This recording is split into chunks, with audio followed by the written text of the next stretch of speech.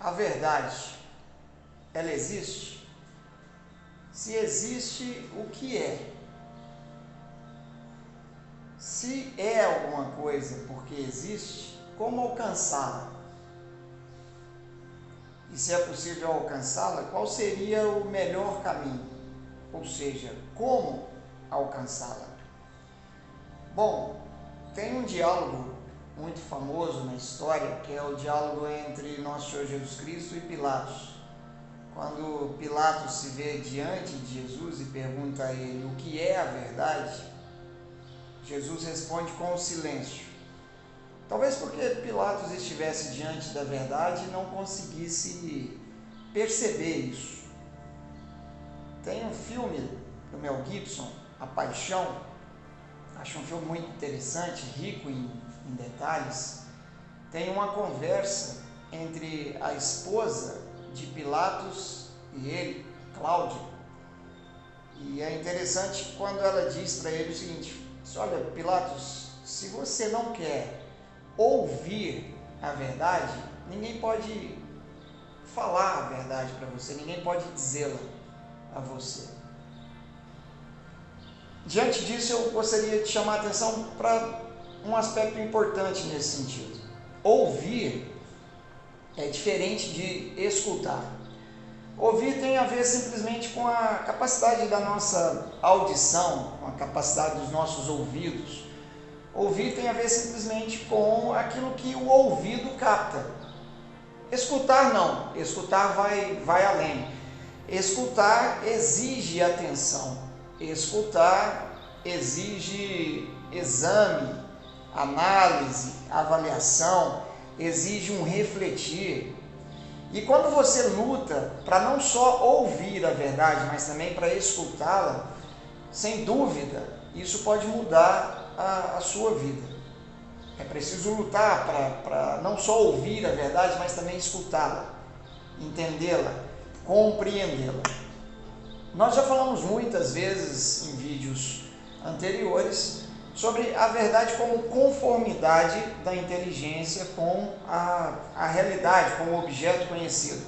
No último vídeo falamos muito sobre o conhecimento, que é também essa conformidade, essa coerência, essa representação da realidade no nosso intelecto, na nossa alma. Então lembre-se, verdade sempre tem a ver com conformidade, adequação, ajustamento, identidade, concordância da nossa inteligência, do nosso intelecto com a realidade. Então, é a inteligência que conhece se conformando, se adequando, se identificando com o objeto conhecido, se identificando, portanto, com a realidade.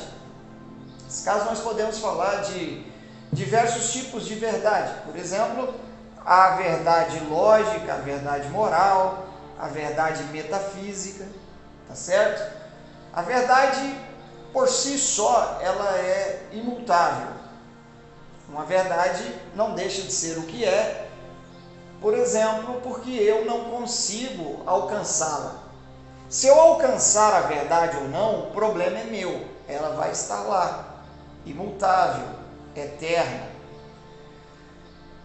Importante pensar sobre isso, porque há pessoas que acreditam que a verdade depende do que ela acha, do que ela acredita. Não é isso.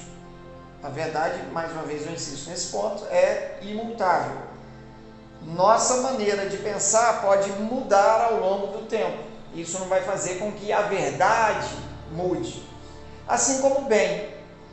O bem não vai mudar porque a minha vontade mudou a sua maneira de querer. Ou o bem vai mudar porque eu mudei a minha maneira de agir. Não, o bem está lá, na sua objetividade, na sua imutabilidade, na sua inexorabilidade. Não vai mudar só porque eu acho que é bom ou eu acho que não é.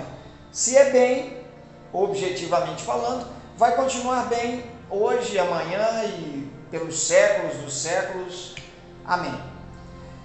Diante de tudo isso, diante dessa imutabilidade da verdade, e eu mencionei o fato de alcançar a verdade ou não, é importante mencionar os estados da inteligência em relação à verdade. os estados que a nossa inteligência pode experimentar, portanto, em relação ao objeto conhecido, em relação à realidade. Em relação à realidade, eu posso experimentar, por exemplo, a ignorância, ou seja, o fato de desconhecer totalmente determinado aspecto da realidade. Ignorância. Mas eu posso experimentar também a dúvida, ou seja, eu não ignoro totalmente. Posso ir um pouquinho adiante. Além da dúvida, eu posso experimentar a opinião.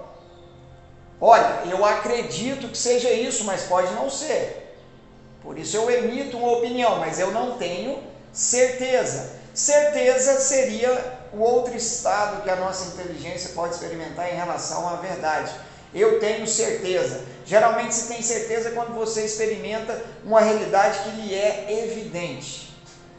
Quando eu falo de evidência, quando eu falo de verdade, eu estou falando de uma firme adesão da inteligência a esse aspecto da realidade. Portanto, a verdade.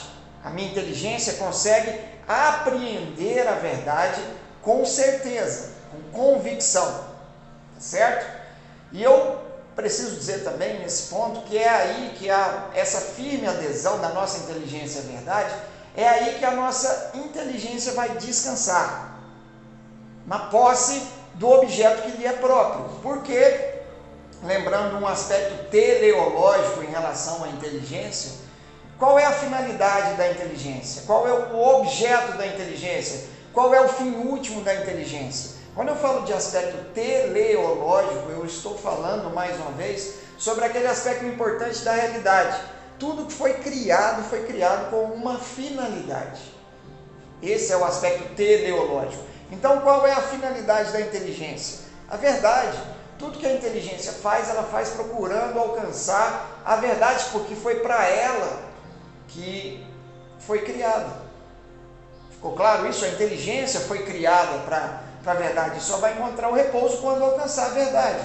Por isso, quando experimentamos a ignorância, não a total ignorância, porque quem ignora não sofre, mas aquele mal-estar do intelecto, da razão, diante de algum aspecto da realidade que você não conhece bem. E Aristóteles, por exemplo, já dizia que naturalmente nós procuramos o saber. Então, ainda tendo em vista os estados da inteligência em relação à verdade, é importante mencionar dois grupos distintos: os dogmáticos e os céticos. Os dogmáticos acreditam que a verdade existe e que é possível alcançá-la. Já os céticos não. E aí eu posso falar de diversos tipos, de céticos. Um ceticismo universal nega a existência da verdade e também, se admite a existência da verdade, diz que a gente não pode alcançá-la. Dentro ainda desses aspectos particulares do ceticismo, a gente poderia falar, por exemplo, do positivismo, do empirismo, do idealismo, do racionalismo, do fideísmo, que acredita que é possível alcançar a verdade dependendo do método, dependendo do tipo de prática que você vai exercer, ou o caminho que você vai percorrer para alcançar a verdade. Quando você fala de fideísmo, por exemplo, tem gente que acredita que só há verdade se isso foi dado pela fé. Racionalismo, só onde a razão consegue chegar é verdade, porque o que está fora, o que está acima desse âmbito racional, se existe, não nos diz respeito. Ou seja, tem inúmeros grupos que tentam responder a essa pergunta: a verdade existe? É possível alcançá-la? E ainda falando sobre isso, eu acho que vale a pena, porque quando você fala de um cético absoluto, que diz que é certeza que a verdade não existe, vale dizer que de pelo menos uma coisa eles estão certos. Eles afirmam que é certo que a verdade não existe. E aí eu chamo a atenção para o seguinte: em todo erro há uma contradição. Se eles estão certos que a verdade não existe, pelo menos de uma coisa eles estão certos. E se estão certos, experimentaram a verdade sobre aquilo. Então, se contradizem nesse princípio defendido por eles. E eu devo dizer, se há uma contradição em um princípio, esse princípio não é verdadeiro. Bom, fechando essa parte, Quando se fala de meios para se alcançar a verdade, e eu mencionei há pouco os princípios, eu acredito que para se pensar bem um caminho para se chegar à verdade, não dá para pensar bem esse caminho sem pensar a partir de princípios. Para mim, o que é um princípio? Princípio é um ponto de partida, é um fundamento, é aquilo que serve de alicerce, é uma causa, é o que nós poderíamos chamar de pedra angular. A pedra angular é aquela principal pedra de uma edificação. Ela é colocada ali e todas as outras pedras devem ser colocadas em consonância com ela. É preciso observar a pedra angular para se construir todo o edifício. Todo o edifício se sustenta, portanto, a partir dessa pedra, a partir desse princípio, portanto, a partir desse fundamento. Princípio, para mim, também é uma lei. Lei é uma orientação. Lembra? Tudo que foi criado com uma finalidade. E se você observar, tudo que foi criado com uma finalidade, foi criado também leis para orientar essa criatura de modo que ela alcance o seu fim último, o objetivo, portanto, para o qual foi criado. Princípio é um axioma, ou seja, é irrefutável. Por isso o princípio tem uma validade absoluta. Princípio é o ponto de partida do ser, é o ponto de partida também do vir a ser, e não é diferente em relação ao conhecimento. Princípio é também o ponto de partida do conhecimento, tá certo? Princípio é o ponto de partida das coisas, é também o ponto de partida do conhecimento. Quando se fala de meios para se alcançar a verdade, você pode experimentar a realidade, o mundo está aí, é óbvio que ele existe. E nossa inteligência tem que apelar, por exemplo, para os nossos sentidos, para que se possa chegar até essa realidade. Então a gente pode falar dos sentidos internos, dos sentidos externos. Os externos, os 5 sentidos, lembra? Internos a gente poderia dar como exemplo a imaginação, a memória e por aí vai. Temos que apelar para os sentidos para alcançar a verdade, porque, lembrando Aristóteles também, nada chega ao nosso intelecto sem antes passar pelos sentidos. Então, quando se fala de caminhos, nós estamos falando de ódulos, daí a palavra método. Método é o caminho que a inteligência deve seguir para alcançar a verdade. Método é a ordenada disposição das operações intelectuais. Operações essas que devem ser observadas para que a gente caminhe sem erro até a verdade. E mais uma vez, quando se fala de caminho, lembrando mais uma vez também de Aristóteles, para ele todo movimento pressupõe necessariamente alguns pontos que devem ser observados. Todo movimento você tem que observar um ponto de partida, um caminho a ser percorrido e um ponto de chegada. Nesse caso, que ainda seria possível falar de um repouso na meta alcançada, que agora não vem ao caso. Mas ponto de partida, lembra? Os princípios do raciocínio. E aí tem também inúmeros grupos que vai dizer, você deve partir da dúvida, e outros vão dizer, não, você deve partir da evidência.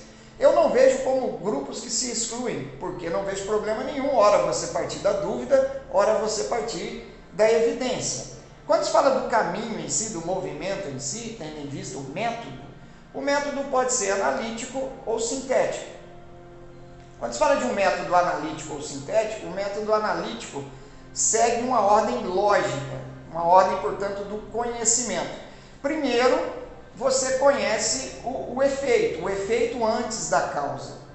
Depois, você vai falar de fatos antes da lei, tá certo? E aí você está falando de um método sintético, o método que segue a ordem real, ou ordem da natureza, em que primeiro você percebe a causa precede o efeito. As leis, portanto, são anteriores aos fatos. E aí, caminhando para o ponto de chegada, qual é o objetivo? A verdade, a ciência, o conhecimento. E quando você fala de um conhecimento, aqui, lembrando aí no método analítico e sintético, nós temos que caminhar para o método científico, que vai sempre levar em consideração as relações de causa e efeito, tendo em vista os princípios que são universais. E quando se fala de conhecimento científico, você está falando de um sistema, um complexo sistema de verdades, onde uma verdade se subordina a outra. E todas essas verdades se subordinam, a uma verdade eterna, imutável, uma verdade suprema, absoluta, tá certo? Uma verdade da qual todas as outras verdades recebem luz e força, tá certo? Por que isso? Porque se suas conclusões são desconexas, na verdade, você não vai conseguir formar uma ciência no sentido próprio da palavra, tá certo? Dando um passo adiante, eu tenho que abrir mais um parênteses para falar da lógica. A lógica que é a ciência das leis ideais do pensamento e a arte de aplicá-las corretamente. Me lembro uma vez, numa aula de metafísica, conversando com um aluno, percebi que ele estava meio assim perdido, e eu falei: meu camarada, depois de tudo isso que eu falei, eu gostaria que você me dissesse, faz sentido? Não faz? Como você vê tudo isso? Faz sentido ou não?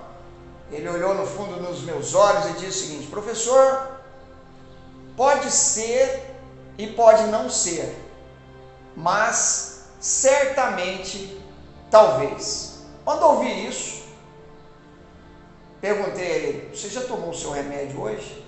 Ele disse: não, professor. Falou: olha, fica à vontade, pode tomar.